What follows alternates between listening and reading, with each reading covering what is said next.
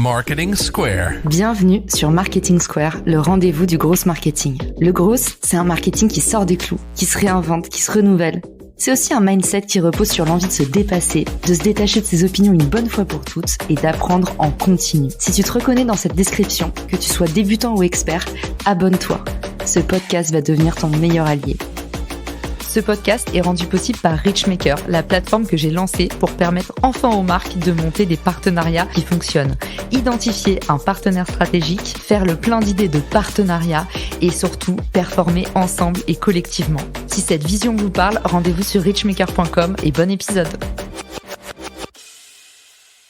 Bonjour à tous et bienvenue dans ce nouvel épisode de Marketing Square. Aujourd'hui, je suis accompagnée de Roxane Chanpao et on va parler identité visuelle. Que vous soyez une marque personnelle, que ce soit votre propre business ou celui de quelqu'un d'autre, on cherche tous à savoir comment trouver la bonne identité visuelle, comment la faire valider aussi. On va discuter ensemble des 5 étapes pour créer et valider son identité visuelle. On va parler logo, mais pas seulement. Bienvenue Roxane dans le podcast. Merci Caroline, ravie d'être là aujourd'hui. Je suis ravie de t'accueillir aussi. Alors toi, du coup, tu es experte en identité visuelle. Est-ce que tu peux nous définir en une phrase, c'est quoi une identité visuelle ? L'identité visuelle, c'est l'ensemble des éléments qui te permettent de décliner ton identité, ce que tu es et qui tu es, à travers des supports créatifs. Donc ça touche absolument tout. Positionnement, logo, charte graphique et leur cas d'usage sur les supports, que ce soit print ou web. Ok, c'est parti. Waouh, c'était trop fort. On sent que tu donnes des cours. Du coup, c'est parti pour les 5 étapes. Par quoi on commence ? C'est quoi l'étape 1 pour toi ? L'étape 1, c'est le positionnement. Il faut commencer par soi. Par soi, son entreprise ou par soi personnellement. Quelles sont nos valeurs ? Quelles sont nos missions ? Quel est notre univers ? Notre ton ? Est-ce qu'on va être plutôt sérieux, plutôt classique, plutôt haut de gamme, plutôt moderne, plutôt accessible ?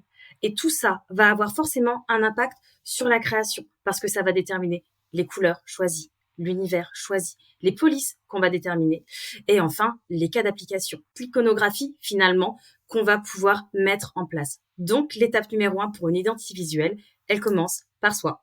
Ok, et du coup, qu'est-ce que tu recommandes ? On met 3 termes à chaque fois, par exemple. Ça pourrait être un document Word, ça peut être un mood board. Qu'est-ce que tu vois le plus souvent les clés d'entrée les plus faciles ? La clé d'entrée la plus facile, on va dire que c'est plutôt une phase de brainstorming. Quand moi, je la fais avec quelqu'un, je lui pose des questions qui doivent aller droit au but. Qui êtes-vous ? Qu'est-ce que vous faites ? À qui vous vous adressez ? Est-ce qu'il y a des choses que vous aimez ? Des choses que vous n'aimez pas ? Et effectivement, 3 points clés. Trouvez-moi, et c'est une question qui est plutôt difficile quand on y répond, 3 mots-clés qui doivent vous définir et 3 mots-clés qui ne doivent pas vous définir. Et en général, on se rend compte que c'est pas si facile que ça de trouver juste 3 mots, ou au moins 3 mots, ce qu'on fait. Le mood board, il vient plutôt pour la phase créative, trouver les visuels qui vont représenter notre entreprise ou notre activité ou juste même nous. Le mood board va vraiment servir à poser les premières émotions qu'on va mettre justement sur ces mots-clés choisis. Et toi, du coup, quand tu accompagnes des clients, où est-ce que le bas blesse dans cette partie-là ? Est-ce qu'ils sont trop verbeux ? Est-ce qu'ils en disent pas assez ? Est-ce qu'ils disent pas la vérité ? Là où le bas blesse, c'est qu'en général, les gens ne se posent pas forcément de questions. Donc, on arrive à une phase où il peut y avoir des grands blancs. Trouvez-moi 3 mots-clés qui définissent votre activité. Et là, grand blanc. Ah, c'est une question difficile. Ah, je sais pas trop. Ah, j'y avais jamais réfléchi. Et surtout, le faire de façon assez simple, c'est compliqué. Parce qu'on a envie d'en dire beaucoup. On a envie d'être très généreux sur ce qu'on fait. De véhiculer absolument tout ce qu'on a, en fait. C'est son cœur qu'on met sur la table. Et on a envie d'en dire le plus possible pour n'en rater pas une miette. Et donc, le résumé en 3 mots, positif ou négatif, c'est compliqué. C'est souvent là que le bas blesse. Cette phase de « tiens, je ne m'étais jamais posé la question ». D'où la nécessité de passer d'abord par cette question de positionnement. Qui je suis, ce que j'aime, mon univers, mon ton surtout. Parce qu'on peut vouloir avoir un ton humoristique, par exemple, parce qu'on va se dire « moi, je suis sympa ». Mais ma structure, est-ce qu'elle a vraiment ce ton humoristique ? À qui elle s'adresse ? C'est un deuxième bas qui blesse, on va dire. Trop bien. Donc, étape 1, le positionnement. Et on va dire que le maître mot, c'est less is more. Il faut pas essayer d'être trop verbeux, d'en dire le plus possible. Au contraire, plus vous allez être frugal, plus vous allez être spécifique et plus vous avez de chances d'avoir un message univoque qui va convertir et toucher en plein dans le mille. On est prêt pour l'étape 2, on est chaud. L'étape 2, une fois que vous avez défini votre positionnement simplement avec des mots-clés simples et efficaces, vous savez où vous allez, vous savez à qui vous vous adressez, vous avez une vague idée des couleurs qui vous plaisent et des images qui vous plaisent. Maintenant, il faut penser au cas d'usage. Parce qu'une identité visuelle, c'est pas juste un logo ou une charte graphique, ça serait trop simple. Il faut réfléchir un petit peu comment va être utilisée cette identité. Est-ce qu'elle va être utilisée exclusivement sur le web ou est-ce qu'elle va être imprimée ? Est-ce qu'elle va être mise sur la façade d'un bâtiment ou est-ce qu'elle va être écrite en tout petit uniquement sur des pins ? Parce que ça va déterminer la façon dont on va créer le logo. Un pictogramme, un monogramme, quelque chose de long, quelque chose de court. Et surtout, est-ce qu'on peut se permettre d'aller plus vers une piste que vers une autre? Donc les cas d'usage, c'est vraiment une étape clé. Donc en fait, le cas d'usage, c'est un peu on contextualise où est-ce que va s'afficher ce logo pour voir justement quelle forme est la plus stratégique. En termes de forme, j'ai une petite question de noob à te partager, Roxane. Est-ce que vous, les graphistes, c'est un mythe que du coup, vous allez, en fonction de la personnalité du client, prendre plutôt des carrés, plutôt des ronds? Comment ça se passe, les logiques de forme? Est-ce qu'il y a des formes particulières à éviter ou je sais pas, est-ce qu'il y a une réflexion stratégique là-dessus ou pas tant que ça?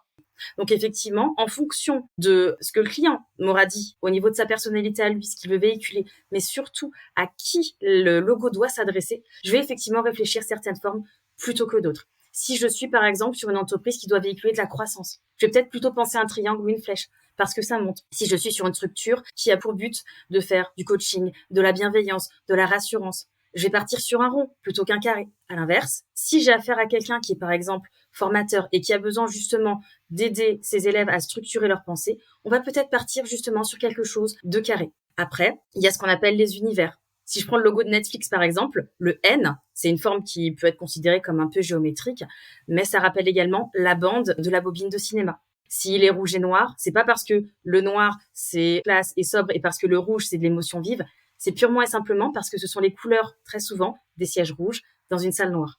Donc au final, ça va au-delà de juste la forme. C'est vraiment une réflexion dans son ensemble. Donc, étape 2, c'était les cas d'usage et morale de l'histoire. J'ai essayé de cuisiner notre invité. Mais donc, du coup, pour définir la forme, on prend pas que le contexte. On prend aussi plein d'autres choses, la symbolique, les couleurs, tout ça, tout ce que tu nous as livré. On est chaud pour l'étape numéro 3. Ça y est, on est déjà à mi-course. Alors, l'étape numéro 3, il faut poser le logo en termes d'impact. À qui il va parler et surtout, est-ce que vous créez une identité visuelle pour votre marque personnelle, votre personal branding, donc vous, personne, moi, Roxane, toi, Caroline, ou est-ce que vous créez cette identité pour une structure? La structure sera peut-être un petit peu plus impersonnelle, mais elle sera plus large parce qu'elle peut accueillir d'autres types de personnes. Elle peut grossir, elle peut avoir 15, 20, 30 employés, devenir même une communauté, un emblème. À l'inverse, un personal branding, c'est une marque qui est développée avec son ton, sa personnalité, son univers et surtout, il n'est utilisable que par elle. Parce que le personal branding, c'est quelque chose qui est là pour être la marque de la personne. Donc, il faut le penser en termes d'impact. Est-ce que c'est moi qui parle? Est-ce que c'est ma voix qui parle à travers cette identité? Auquel cas, on a les libertés et les limites que ça va avoir. Ou est-ce qu'on le pense pour une marque beaucoup plus large? Auquel cas, même chose, il va y avoir une question de curseur. Quelles vont être les limites? Quelles vont être les ouvertures? Et ensuite, ça va être une question de choix extrêmement arbitraire pour construire un petit peu tout ça derrière. Parce que je peux vouloir, par exemple, créer une marque pour mon entreprise et un personal branding pour moi. Mon entreprise aurait une certaine couleur, mon personal branding en aurait un autre. Par contre, les deux peuvent quand même se croiser, évoluer ensemble. La question sera de savoir lequel va être le tremplin pour l'autre. Est-ce que mon personal branding va me permettre de faire découvrir ma ou mes entreprises grâce aux couleurs que j'utilise, aux polices que j'utilise, qui font que les gens me connaissent parce que c'est moi? Ou est-ce que, à l'inverse, mon entreprise est suffisamment costaud pour être caution de ce que moi, je vais dire en termes de communication? Si je travaillais pour Netflix, rouge et noir, forcément, aurait plus facilement d'impact si je voulais me lier à cet univers-là.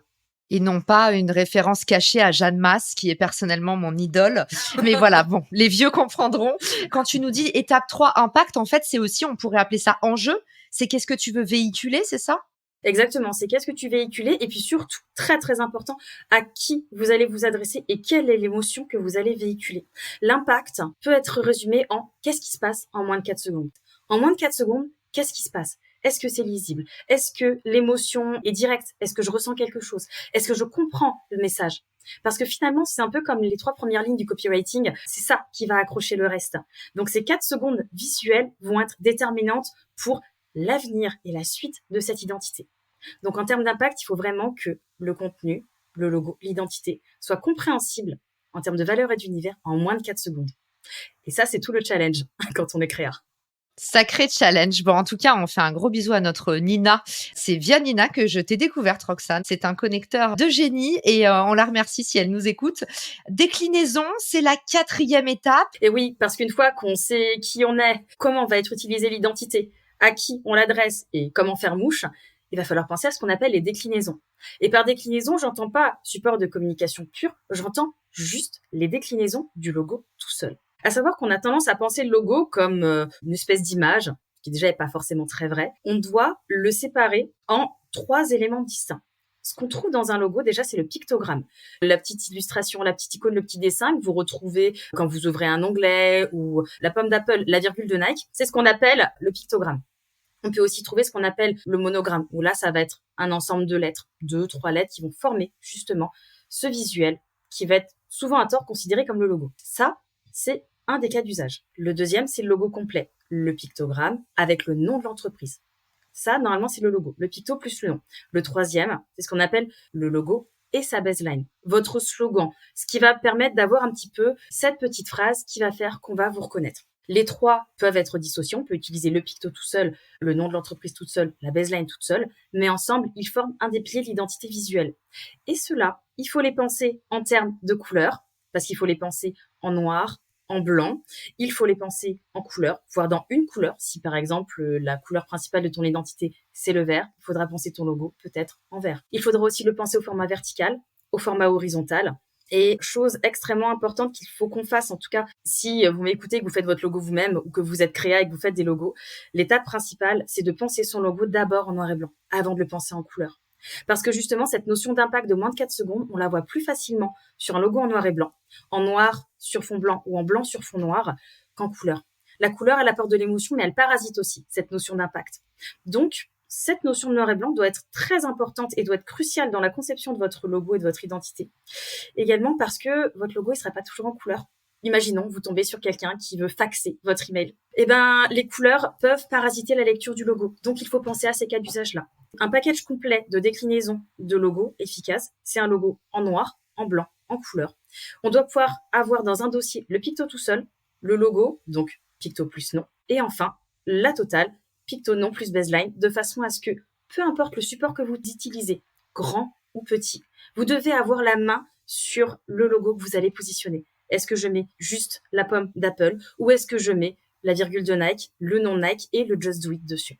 Et il faudra penser au format aussi, parce que le logo doit être utilisable dans plusieurs types de formats. Pensez au vectoriel, parce qu'un logo qui n'est qu'en format PNG ou format JPEG, c'est vous fermez pas mal de portes et surtout, c'est un logo qui sera pixelisé.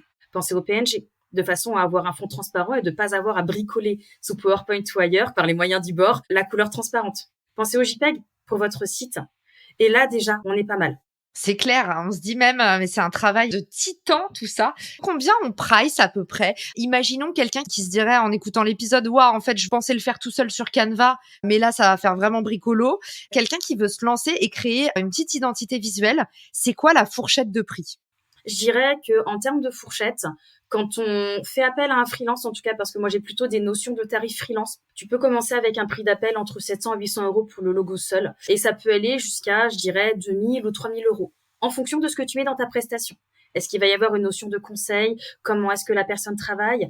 Et le temps que le créatif va passer sur ton logo. Parce que si tu lui dis, je sais exactement ce que je veux une vache bleue sur une maison rose, ça va aller très vite. Si c'est plus complexe et que la personne ne sait pas ce qu'elle veut, qu'elle a besoin d'accompagnement et de 5 propositions, forcément, la prestation sera plus importante. Donc, en termes de fourchette, je dirais que ça reste assez raisonnable. Dans le domaine du freelancing, les agences, c'est encore autre chose. Un dernier petit truc qu'on pourrait rajouter, parce que j'en connais plein là, je vous vois ceux qui écoutent le podcast et qui, tu sais, décident de créer une identité visuelle 3 semaines avant leur campagne de lancement ou la campagne de crowdfunding. Bah, va falloir payer aussi des frais d'urgence en général dont on a besoin, parce que l'identité visuelle, on se dit on la fera en dernier.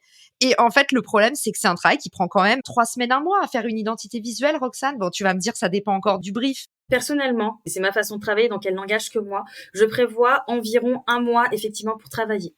Parce que le créatif, il va avoir besoin donc déjà d'avoir cette phase de brief, de s'imprégner de l'univers de la personne avec qui il va travailler. Il va y avoir cette phase de crayonner, où personnellement, moi je vais dessiner 50, 100 trucs dans mon coin pour n'en sortir que les 3 ou 4 meilleurs. Qu'ensuite, je vais passer sur ordinateur. Et même là, il va y avoir un travail d'adaptation. Est-ce qu'il passe en noir? Est-ce qu'il passe en blanc? Qu'est-ce que ça donne en couleur? La phase créative, la première, celle qui dégrossit le travail, c'est la plus longue. Ensuite, ça va plus vite. Par contre, il y a la notion d'aller-retour. Celle où la personne va avoir besoin de prendre 1 jour, 2 jours, 3 jours ou une semaine pour se poser, se dire « Ok, j'hésite, c'est bien ». Ou alors, les 3 cas de figure les plus fréquents, j'ai un coup de cœur, je veux ça. C'est le cas que je préfère. Ça, c'est génial. Ça veut dire qu'on a bien compris la phase de brief et puis ça va plus vite. La phase 2, il n'y a aucun cas qui passe. Là, il y a un problème. Il faut qu'on refasse la phase de brief. Qu'est-ce qui s'est passé? Ça sent le roussi. Soit la personne a eu une épiphanie en se brossant les dents. Genre, finalement, je veux ça. Ok, très bien. Ou alors, la phase de brief a été mal cadrée. Il y a des questions qui n'ont peut-être pas été posées, où la personne a donné des réponses sans être trop sûre d'elle, et où là, du coup, il faut reposer la chose, histoire de pas travailler non plus pendant 1 an dessus. Et la phase 3, qui est la plus fréquente, c'est l'entre-deux. J'aime bien ça, avec un petit peu de ça. Est-ce qu'on changerait pas tel bout de police? Est-ce qu'on testerait pas telle couleur? Et là, on fonctionne en entonnoir jusqu'à arriver aux étapes de validation. Et moi, il y a un truc qui ressort tout le temps, c'est tous ceux qui sont en phase justement de création de leur identité visuelle. Il y a une étape de validation où en fait, tu as envie de montrer ton logo à tout le monde, tu as envie qu'il y ait un effet waouh, souvent tu es déçu et là potentiellement, tu peux être amené à vouloir un peu trop écouter les autres. Du coup, j'ai demandé à Roxane, est-ce que tu peux nous faire un dernier point, le point 5, comment, par qui, par combien de personnes on peut faire valider cette identité visuelle avant de la sortir? Mon conseil, là, ça serait de faire valider le logo aux personnes qui soit te connaissent bien, donc vraiment des proches et pas trop, 3, 5 grands maximum, ou alors, et c'est compatible avec l'option 1, des gens qui sont des clients potentiels. Parce que l'identité visuelle, elle doit nous ressembler à nous, elle doit te ressembler à toi, qui va demander justement à ce qu'on crée cette identité visuelle, mais elle doit également parler à un public. Donc, il faut, dans l'idéal, à défaut d'être le prospect ou la cible idéale, quelqu'un qui se rapproche un petit peu de ce persona, de façon à ce que on se dise, la cible potentielle, est-elle réceptive ou pas? Ok, j'ai mis mon cœur sur la table, j'ai mis mes tripes dans le brief, c'est cool, mais est-ce que ça représente vraiment le type de service que je propose? Et est-ce qu'on arrive à faire le lien? En fait, l'idée, c'est montrez-le à des personnes qui connaissent vos intentions pour voir si ça matche suffisamment vos intentions, et 2, à des personnes qui ne connaissent pas vos intentions mais qui achètent votre produit pour voir si justement vos intentions sont perceptibles. Ce serait ça un peu le résumé. C'est ça. Et puis, autre conseil, ne donnez pas forcément de contexte. Parce que donner du contexte, c'est griller ces 4 secondes de temps de cerveau disponible. C'est expliquer. Et c'est justement fausser les résultats potentiels. Parce qu'entre montrer quelque chose et avoir une réaction vive et montrer quelque chose en disant j'ai pensé à ça parce que, et voilà le concept, et on l'a fait comme ça pourrait fausser les résultats. Parce que votre client, lui, il n'aura pas cette explication. Même si vous faites des exercices de storytelling, que vous en parlez sur LinkedIn, que vous avez une page à propos sur votre site qui est bien alimentée, lui, à chaud, la seule chose qu'il va voir, c'est quelque chose qui va lui sauter aux yeux. Dans le bon sens ou dans le mauvais. Et on ne peut pas faire 2 fois une première bonne impression. T'as tellement raison. Et en plus, il y a encore autre chose, je trouve. Malheureusement, quand on est excité par son truc, on a envie de le montrer. En fait, le moment où tu commences à l'expliquer, oui, t'as raison, tu influences. Mais en plus, se crée un gène d'empathie où les personnes en face, elles se disent, mais elle est tellement excitée, comment je vais lui dire que j'ai pas compris, comment je vais lui dire que je trouve que c'était mieux avant, un peu comme quand ta meilleure amie va chez le coiffeur et qu'elle arrive avec un énorme sourire et qu'elle s'est fait ratiboiser. Faites aussi attention à pas déclencher des réflexes d'empathie parce que on est là pour faire du business, donc faut que ça parle et que ça atteigne son objectif final. Roxane, merci pour tout ce que tu nous as préparé aujourd'hui. Est-ce que tu peux nous donner un petit peu les clés pour te retrouver, pour t'envoyer des messages de remerciement? Où est-ce que c'est le plus facile de tomber sur toi? Le plus facile pour tomber sur moi, c'est LinkedIn. C'est encore là que je suis le plus présente, la plus efficace également.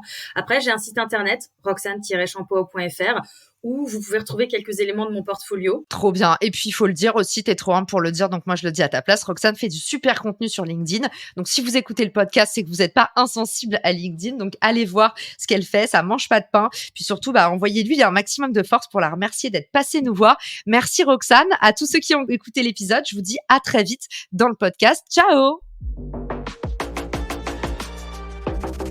Si cet épisode te plaît, tu peux le partager en me taguant ou lui laisser 5 étoiles sur Apple Podcast. Marketing Square.